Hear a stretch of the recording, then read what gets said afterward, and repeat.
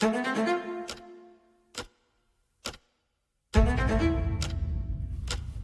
scale is lying to you.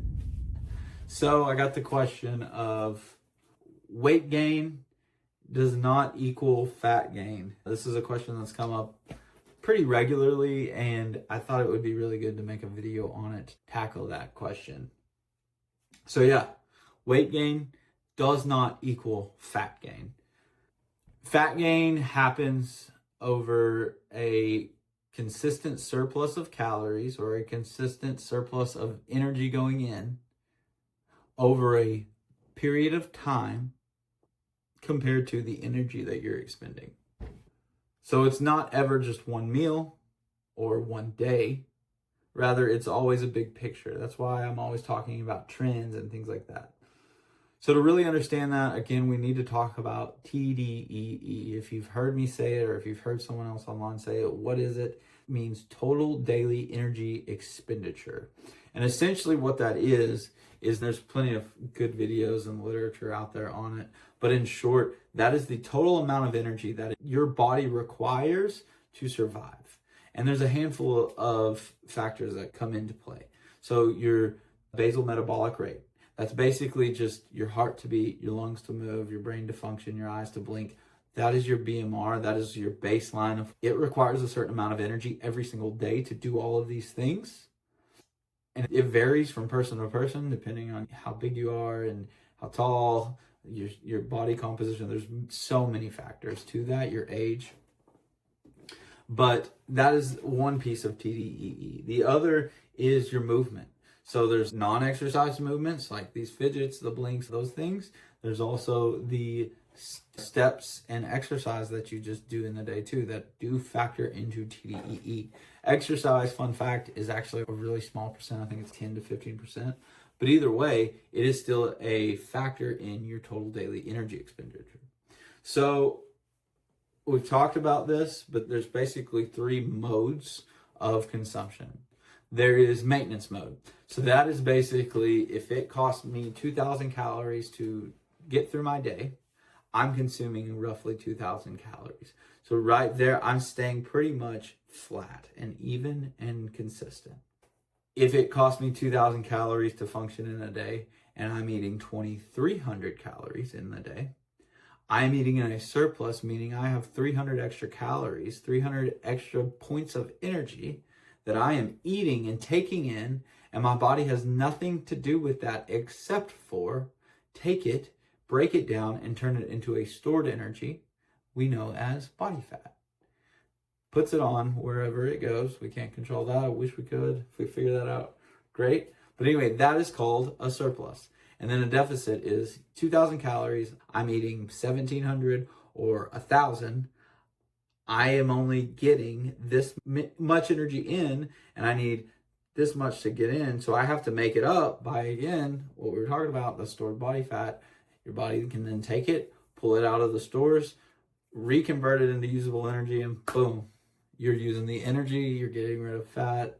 Those are the three modes of eating. I always compare it to a monthly budget.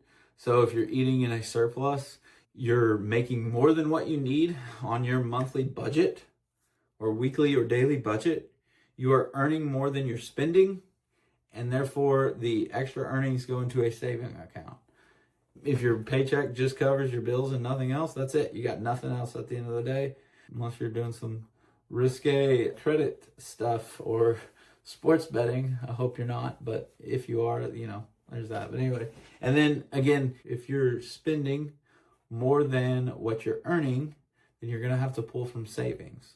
So that's how I explain it and think about things as well. So what's with the weight fluctuations then? There's so many factors to get into, but let me try and break it down. Your body is not a static object. It's fluid, it's organic, it's dynamic, and it's constantly in motion. So water weight, inflammation, digestion, hydration, glycogen, all the daily fluctuations explained. Essentially, your body is a organic, complex, full of variable, all the time in motion, fluctuating machine. It's cool, it's dynamic, but this is why there's so many changes and variables when it comes to the scale every single morning, and why it's important we don't fall for the trap, especially after maintenance days, or if we go on a day or a vacation and it's off by a little bit for a little while. We don't fall for that trap of the scale. Number one is the first thing. First culprit is water weight. So water weight comes in a handful of things, but our body is, I think it's 70% water. So consuming more water just naturally is going to bring more water in. Sodium, salt, if you have a higher salt day, you're going to carry and hold more water naturally. And also carbs broken down into glycogen. Every gram, 1 gram of glycogen that's broken down into your body holds 3 grams of just pure water. Glycogen naturally goes into your muscles first to store, so that water follows it as well. So your muscles actually get a little bit bigger.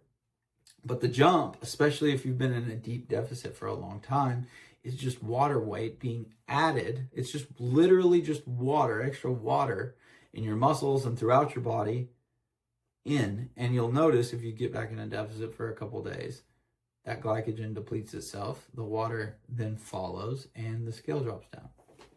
Number 2 is inflammation. It's a stress response. It is your body doing what it's designed to do when injured. What we are doing when we are constantly working out, we are stressing our muscles, breaking them down so that they can then repair themselves and make themselves bigger. So essentially, one of the other factors is when it's breaking down, you're holding inflammation in your joints, in your arms, in your muscle, in your body, and it's basically just holding that, and it will hold that for a period of time until it starts to heal and dissipate. Another factor is if let's say you eat super high calorie day, but you try and eat a lot of whole foods still, naturally, you're going to eat way more foods doing that. So the food volume in general is another factor that comes into after a rough day, or if you've hit a stall period or you overconsume. More food volume just in your gut alone, in your digestion tract, it's sitting there, your body's breaking it down, but the more of that, you're naturally gonna come to the scale the next morning and it's gonna be heavy. Again, hydration status is another factor. We've mentioned that, just more water consumption, it holds. Same with sodium. So an analogy is your body is a holding tank for hydration, it's a holding tank for food, and it's a holding tank for fuel. And when it holds all of these, you're measuring all of these every morning. Sometimes you come, especially after you go back to maintenance, you're refueling your body to what it needs. You're measuring all of that. You're not just measuring body fat every time you step onto the scale. So, yes, I hope that helps. Now let's go into what actually counts as a fat loss or fat gain. A true surplus is fat gain. However, you do it for a day, a drop in the bucket. Same with dieting for a day. It doesn't do a whole lot. So to gain 1 single pound of body fat, or to lose 1 single pound of body fat, you need to make a difference of 3,500 calories in either direction to make that change in body fat alone. So 3,500 calories in a surplus is what you would need to consume to gain just 1 simple pound of body weight. But then let's put that into perspective. Let's say my TDEE is 2,000 calories, and I have a 5,500 calorie consumed day. It's my daughter's birthday. I go crazy, right? Cake, cookies, I'm on track all day. Until then, I've consumed normal food, but I eat 5,000 calories in the day, and I only burned 2,000. Let's break this down. I go then step on the scale, and I was weighing in at 200 pounds. I very easily could come in and step on the scale at 205, 207. No joke, because again, if I'm carrying that much muscle tissue around, I've consumed that much more food, I've got all that extra water that's then being held from the added glycogen from all the extra carbs. There's all these little factors. I see a 7-pound jump on the scale in less than 24 hours, or in 24 hours time. But logically, I know I consume, because I tracked everything, right? I'm just curious. I consume 5,500 calories. I know consistently I've been burning 2,000 calories. What's the deal? It's all of these factors that we've talked about. And so that's why it's so important to not get caught up in the number, but to simply just say, okay, here it is. This is what I consumed. Move on. And within 2 days, 3 days, 4 days, whatever, in just a handful of days, I'm back to where I was or below.